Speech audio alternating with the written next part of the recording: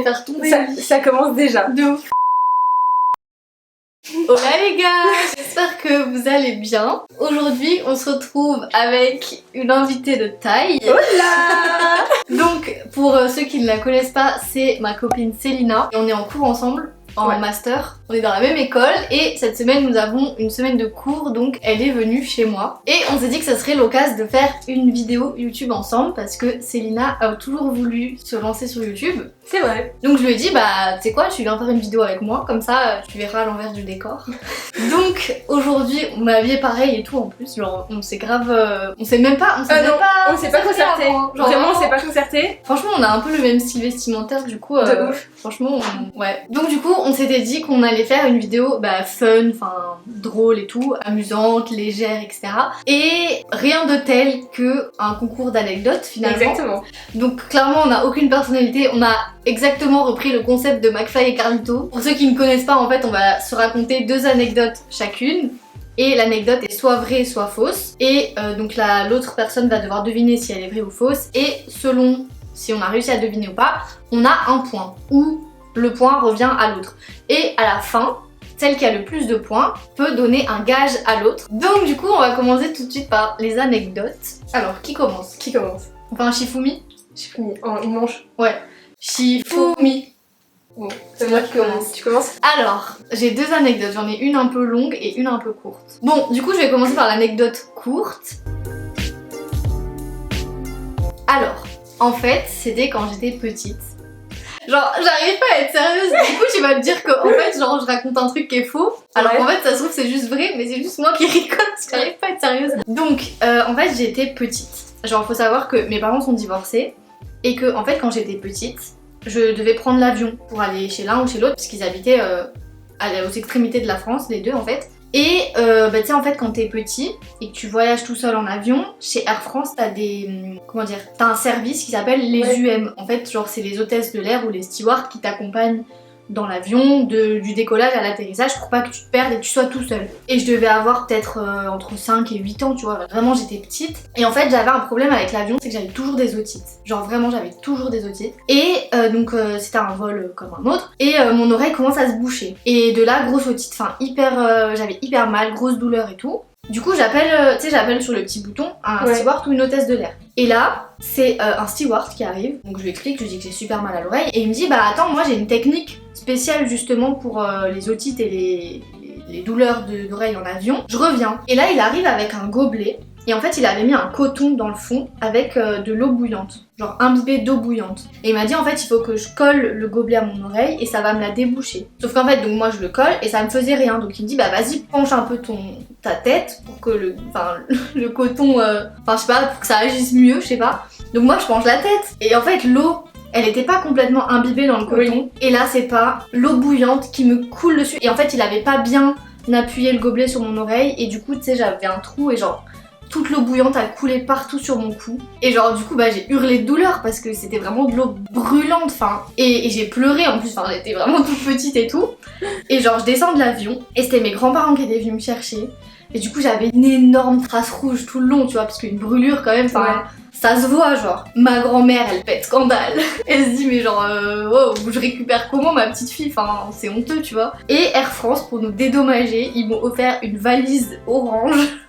Elle était hideuse, mais genre du coup en gros, enfin je sais pas s'il m'avait remboursé ou pas du billet d'avion, mais je pense que le steward il a eu sa fin de carrière parce que genre vraiment mais j'étais brûlée tout le long et ça va, j'ai pas eu de cicatrice ni rien, mais vraiment genre une douleur incroyable et voilà du coup Bon sympa la publicité pour la France.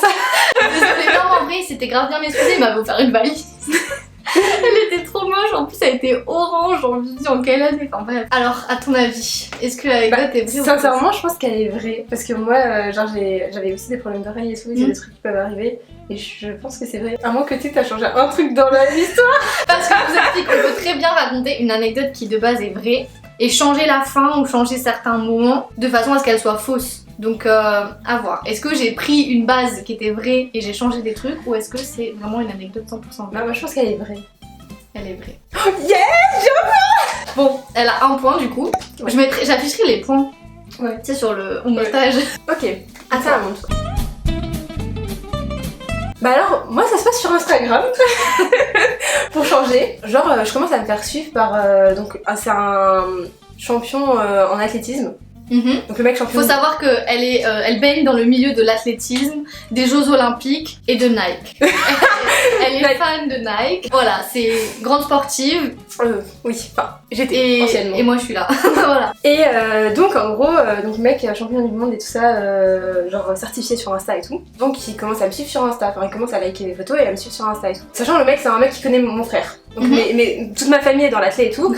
Et c'est un mec qui connaît mon frère. Et là il commence, enfin tu sais, il voit que je suis de Nancy, il m'envoie un message en mode ah t'es de Nancy. Et moi je dis bah oui.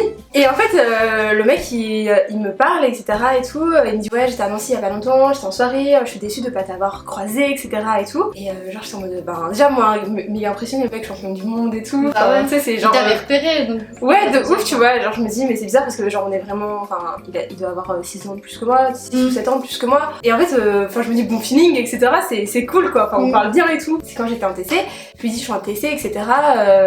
Technique de commercialisation pour ceux qui ne connaissent pas TC. Voilà, je suis en DUT TC etc. Puis il me dit ouais ça doit être cool les soirées étudiantes. Je fais oh t'inquiète pas on est les professionnels en TC parce que vraiment. Les IUT, les soirées étudiantes c'est vraiment. Oula on m'a pépita. Du coup il me dit tu crois qu'une fois je pourrais venir à une de vos soirées etc et tout. Et puis moi je me dis bah ouais parce que le mec il est fêtard, hein, il est connu pour être fêtard. Et du coup le mec donc il continue à me parler et tout. Et puis on commence à parler de soirées, genre ouais de soirées etc. Et il me dit ouais tu viens souvent à Paris et tout parce qu'il habitait à Paris. Moi je lui dis ouais bah ça peut arriver etc mais genre c'est pas non plus l'endroit où je vais tout le temps parce que j'aime pas trop la ville Paris etc. Puis il me dit oui parce que ça serait bien qu'on se fasse des soirées et tout parce que moi je disais que justement les TC c'était un peu désalcoolique et que genre les soirées c'était vraiment très alcoolisé quoi. Et il me dit Séverine n'aime pas boire de l'alcool. Non mais j'avais pas osé dire pour le coup. Du coup il me dit ouais je te ferai des cocktails etc. Et tu sais moi je rentre dans le jeu, il y a eu un petit jeu de séduction et tout et je rentre dans le jeu où je lui dis oui j'espère qu'ils vont être bons les cocktails etc. Et le mec il a commencé à me dire des trucs en mode ah parce qu'ils doivent être bons parce que moi ce que je parlais c'était surtout de diffuser de l'alcool dans ton sang. Et genre là j'étais comme ça en mode diffuser de l'alcool dans ton sang. Ouais. Et là comment ça bah, avec des seringues genre. Non mais en mode concrètement il voulait m'alcooliser tu vois. Enfin je sais pas si tu vois, enfin la façon dont c'était tourné et tout. Pour te faire des trucs en mode ouais voilà. Genre vraiment d'alcooliser. Et du coup moi j'étais comme ça et j'étais en mode. Et pourquoi il voulait faire ça?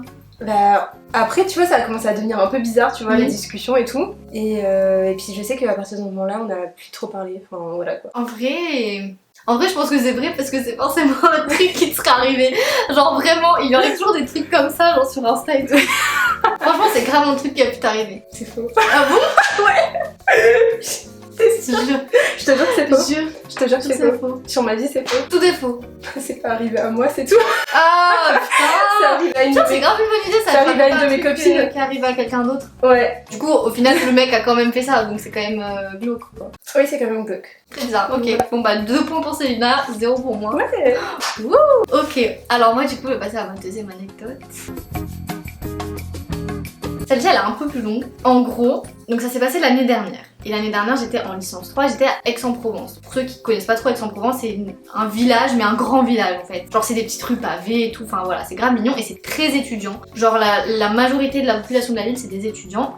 Donc en semaine il y a plein de soirées étudiantes et tout, mais le week-end la plupart rentrent chez eux donc voilà c'est un peu moins peuplé le week-end et c'est surtout moins ambiancé quoi, il y a moins de soirées le week-end et tout. Et j'avais invité 2 copines à moi de Cannes, donc là où j'étais au lycée, qui étaient des filles justement qui étaient dans mon lycée, à Aix-en-Provence pour qu'elles voient la ville et tout, parce que ça les intéressait grave. Et je les avais invitées du coup en week-end, quand on n'avait pas cours. Et donc elles sont venues chez moi, et en fait, donc on était 3, il y avait 2 copines et moi.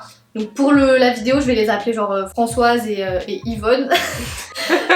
On va donner des prénoms un peu fun. Donc Françoise, elle était un peu comme moi, genre c'est un peu l'hiver, donc je précise juste que c'était avant le Covid. Genre c'était l'année dernière, en janvier-février, donc il n'y avait pas de Covid. Et enfin, il y avait le Covid, mais il n'y avait pas de restrictions par rapport à ça. Et en fait, donc Françoise, elle était un peu comme moi, on n'avait pas trop envie de sortir parce que bah, il faisait froid, c'était l'hiver et tout.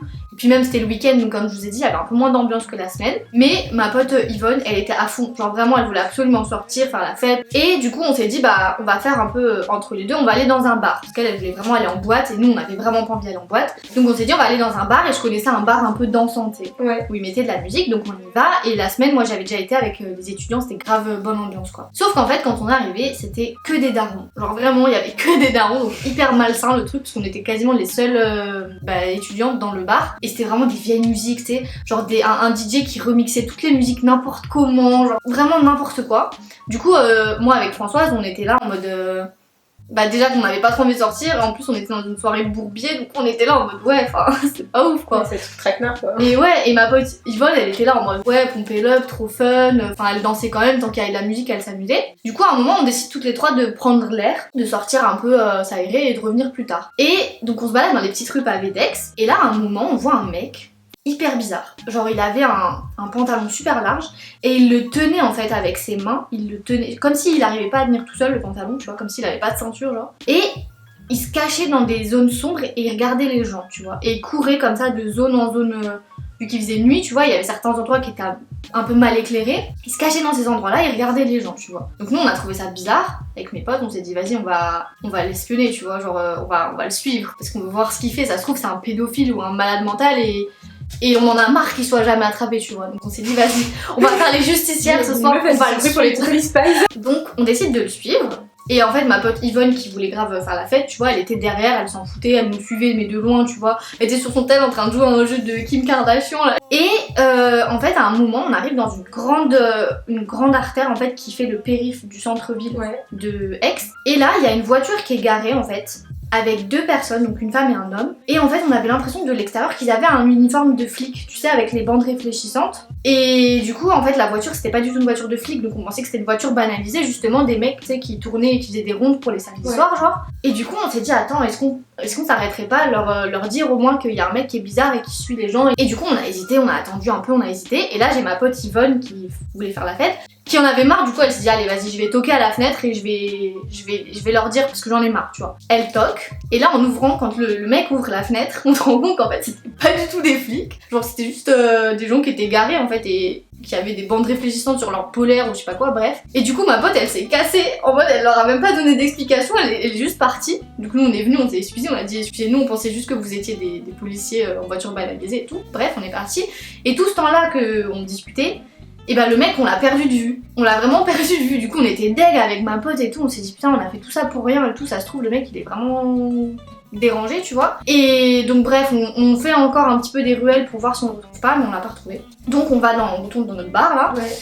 Et c'est pas un moment, donc on était dans le bar, et ma pote Yvonne, elle allait un peu danser et tout, et nous on restait au bar, et à un moment elle revient, et elle nous dit que justement, elle a vu ce mec dans le bar, et genre, il a essayé de se rapprocher d'elle, tu vois, genre, il a essayé de lui parler et tout, et donc nous on était là en mode, mais t'es sûre que c'est lui et tout, parce que quand même, genre, on l'a perdu, c'était loin quand même, enfin tu vois, genre, qu'est-ce qu'il viendrait faire là, tu vois. Et là, elle nous dit si c'était vraiment lui et tout, elle nous fait le descriptif du mec, et on dit là, bah oui c'est lui, tu vois, avec le pantalon hyper large et tout, genre, et on se dit mais enfin comment il est arrivé là, tu vois, comment on a fait le même chemin que lui pour revenir au bar, tu vois, on l'aurait forcément vu quelque part et tout. Et elle nous a dit, tu sais, en fait, il est venu, il lui a parlé, mais il lui a dit des trucs hyper incohérents, genre, ça l'a juste fait peur, et elle est direct venue nous le dire, tu vois. Donc ok, bon bah, nous avec ma pote, ça nous a grave choqué, elle, ça l'a un peu moins choqué, parce que elle voulait juste s'amuser en fait. Donc ok, on décide de rentrer, après on continue notre soirée et tout, on décide de rentrer. Et le lendemain en fait, il faut savoir que moi j'étais sur un groupe des étudiants d'Aix-en-Provence.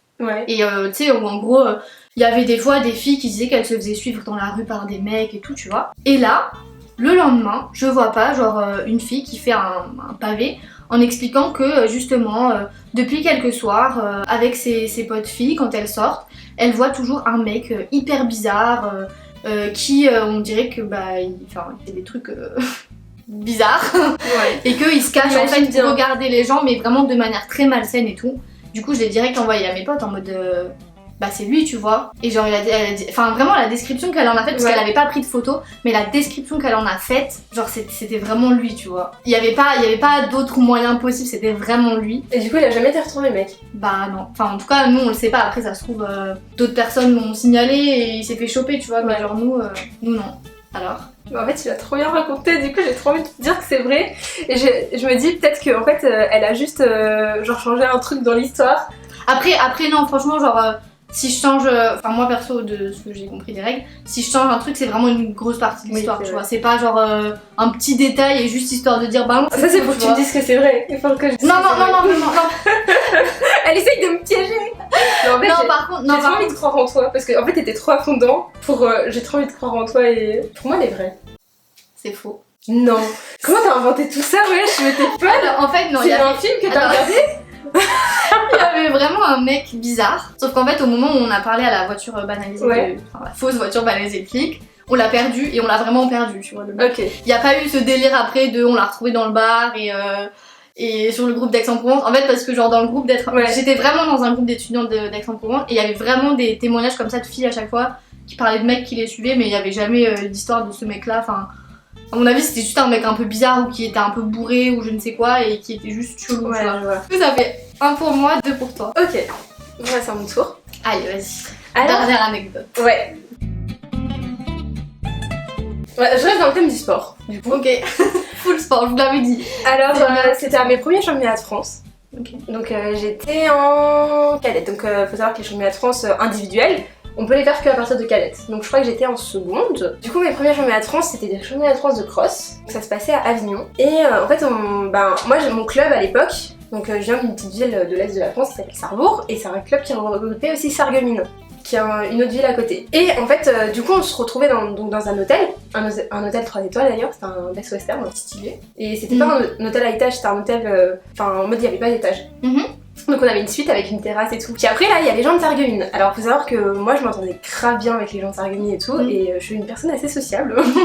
Et du coup le soir, on se retrouvait du coup avec les autres filles de Sarreguemines et les autres gars de Sarreguemines aussi. Eux ils étaient tous dans la chambre des gars justement, et en fait c'était de l'autre côté de ma suite, de la suite où moi j'étais. Et du coup moi mes copines de Sarrebourg et tout, elles étaient méga sérieuses et tout ça, elles étaient même pas marrantes, elles ne voulaient pas venir avec moi. Enfin moi je voulais passer la soirée avec eux, c'est jouer aux cartes, faire des gages et tout, enfin bref. Il faut savoir que la chambre de mon coach était pas loin de notre suite et qu'on devait passer devant et tout, et le truc c'est que moi mon coach s'il me voyait sortir de ma chambre, genre il était méga sévère, genre en mode méga sévère. Donc du coup en fait je pouvais passer par ma terrasse. Donc ce que j'ai fait... T'as escaladé genre? Non mais c'était des terrasses à plat, il n'y avait pas d'étage. Ok. Donc je suis passée par ma terrasse pour aller du coup à la chambre des gars qui eux aussi ils avaient une terrasse et tout, donc je les ai rejoints là-bas. Donc je me suis retrouvée du coup là-bas, on a fait la soirée etc et tout. Et du coup en fait après moi je devais repasser du coup par l'extérieur pour retourner à ma chambre. Et en fait là les volets sont fermés. Je ne peux plus rentrer. Et qui a fermé les volets? Ben les filles qui étaient dans la chambre. Et elles ont pas vu que t'étais partie par la terrasse? Si, elles le savaient que j'étais partie avec toi, genre j'y étais partie genre il devait être 21h tu vois. Elles ont fait exprès? Ben je ne sais pas. Je n'ai jamais osé poser la question. Et en fait elles ont fermé les volets. Genre moi j'ai toqué et tout, il y a personne qui m'a répondu. Du coup j'ai dû faire tout un bail pour passer devant etc et tout, j'ai toqué à la porte, personne ne me répondait. Et du coup j'ai dû dormir... T'as dû dormir où? Non, j'ai dû dormir dans une des chambres avec les autres, tu vois. Mais genre, j'ai même pas dormi dans un lit, quoi. Mais en plus, t'avais tes championnats, le lendemain, ça t'a pas... Ah oui, j'avais mes championnats. Bah, on va arriver à la fin. J'avais mes championnats après, et du coup, le lendemain matin, je me réveille et tout. Et du coup, je dois traverser tout l'hôtel. Et je dois passer devant la chambre de mon coach. Et c'est pas genre, moi j'avais trop peur de croiser mon coach et tout, et c'est pas je croise mon coach qui sort quand moi je passe. Et il me dit, bah Célina, t'es déjà réveillée? Et moi je fais ah oui je suis partie aller réveiller les autres filles de l'équipe. Genre et bah là du coup je retourne dans la chambre, je les ai réveillées. Du coup je suis retournée j'ai toqué, mais genre j'ai pas toqué, j'ai défoncé la porte littéralement. Donc voilà, est-ce que c'est vrai ou faux? Je dirais que c'est vrai. C'est faux? C'est totalement vrai. Mais je suis morte, elles sont méchantes. Bah non, je sais pas, bah je préfère me dire qu'elles dormaient, tu vois. Bon bah du coup on est 2 à 2. Ouais, on est 2 à 2. Qu'est-ce qu'on fait? Est-ce qu'on fait un gage à 2? Genre on fait chacune le gage. Bah pour aller au brunch. Bah pour aller au brunch. Mais pour aller au brunch. Pour aller au brunch. On choisit les... Parce que demain on a un brunch. Ouais, on a un brunch. On brunch. Voilà. On brunch. brunch. On n'est On a plus le pas time. n'importe qui. On brunch juste avec des gens de notre promo, enfin de notre groupe d'amis. Oui, exactement. Et parce qu'en fait, on a fait un Secret Santa en décembre dernier, sauf qu'on s'est jamais vu depuis. Du coup, le Secret Santa, on le fait demain. Et on est quoi demain? On est genre mi-mars. Donc du coup, voilà, je pense qu'on filmera le gage demain parce que en fait, notre gage, on s'est dit que c'était de, en fait, chacune va choisir les vêtements de l'autre. Bon, bah, du coup, toutes les deux, vu que on fait un égalité, donc on est fair play. Ouais. Toutes les deux, On le est gage. fair play, on fait le gage à deux. Voilà. Voilà. Au lieu de dire non, on fait pas de gage, non, on fait le gage à deux. Ensemble Exactement. dans la merde. Bon, bah du coup, c'est tout pour cette vidéo. La suite se passera demain. Donc je vous laisse avec les dernières images. Du coup, dites-nous dans les commentaires si vous avez aimé ce genre de vidéo un peu plus fun et tout. Et si vous aimez Célina, si vous voulez que Célina revienne. Et si, non, Franchement, c'est dites-moi grave cool, en plus, surtout. chez elle. Dites-moi surtout si vous voulez que Célina lance sa chaîne YouTube. N'oubliez pas de vous abonner à la chaîne YouTube de Steph Abonnez-vous. et à son Insta. Ouais, on met nous Ouais, Insta, on voilà, va mettre les nos Insta. Insta. On va mettre les Ouais, Insta. comme- voilà. Bon bah, on se dit à bientôt À pour bientôt. de nouvelles aventures. Exactement. Merci d'être venue, hein, Merci à vous de m'avoir invité, madame Stéphix. sur mon plateau. Bon bah, on vous fait plein de bisous et on se dit à très bientôt. Bisous.